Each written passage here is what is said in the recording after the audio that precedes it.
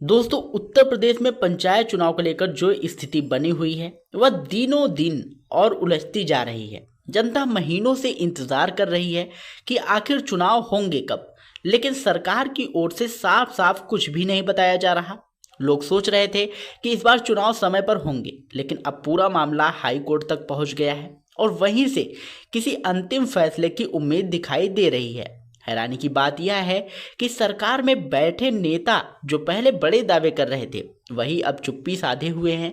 खासकर मंत्री ओम प्रकाश राजभर जो जोर देकर कहते थे कि जुलाई से पहले चुनाव हर हाल में कराए जाएंगे, अब वही कह रहे हैं कि कोर्ट जो कहेगा वही माना जाएगा।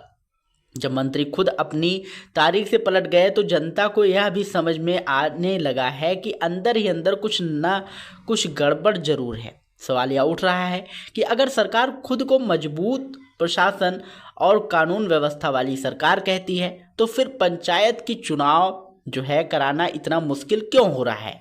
पंचायत चुनाव कोई नई चीज नहीं है, पिछले चुनाव भी समय पर ही होते हैं, फिर इस बार देरी क्यों की जा रही है। लोगों को ऐसा लगने लगा है कि मामला जितना दिख रहा है उससे कहीं अधिक गंभीर है।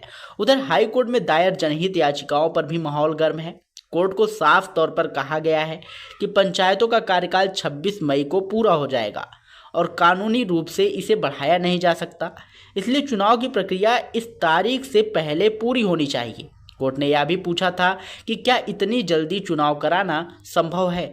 जवाब में राज्य निर्वाचन आयोग ने कहा कि तैयारी जारी है और आयोग समय पर चुनाव कराने के लिए तैयार है। लेकिन आज की सुनवाई इसलिए बेहद महत्वपूर्ण है क्योंकि इससे पता चलेगा कि चुनाव तुरंत होंगे या फिर और टल जाएंगे। राजनीतिक गलियारों में चर्चा तेज है कि सरकार जल्दबाजी नहीं करना चाहती और सरकार मामला कोर्ट पर छोड़कर खुद को सुरक्षित रखना चाहती है। कुछ विशेषज्ञों का मानना है कि पंचायत चुनाव विधानसभा चुनाव से पहले कराने पर सरकार के कई तरह की दिक्कतें उठानी पड़ सकती हैं।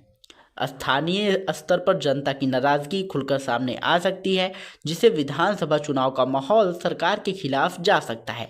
इसलिए कोशिश यह है की जा रही है कि पंचायत चुनाव को जितना हो सके उतना देर कर दिया जाए और अगर कोर्ट खुद तारीख दे दे तो सरकार का दबाव भी कम हो जाएगा। कुछ लोग यहाँ तक जो है कह रहे हैं कि पंचायत चुनाव 2027 के विधानसभा चुनाव के बाद तक टल सकते हैं। इसकी वजह के तौर पर जनगणना को दिखाया जा रहा है, जबकि यह बहाना कितना सही है यह जनता भी समझ रही है। अगर सरकार चाहती तो मार्च अप्रैल में आराम से चुनाव करवा सकती थी, जब ना जनगणना थी ना कोई बड़ा चुनाव। लेकिन अब लगातार देरी होती जा रही है और गाँव में लोगों की नाराजगी बढ़ रही है। जो उम्मीदवार तैयारी में जुटे थे वे भी परेशान हैं क्योंकि चुनाव की तारीख न आने से पूरा माहौल अनिश्चितता में बदल गया है।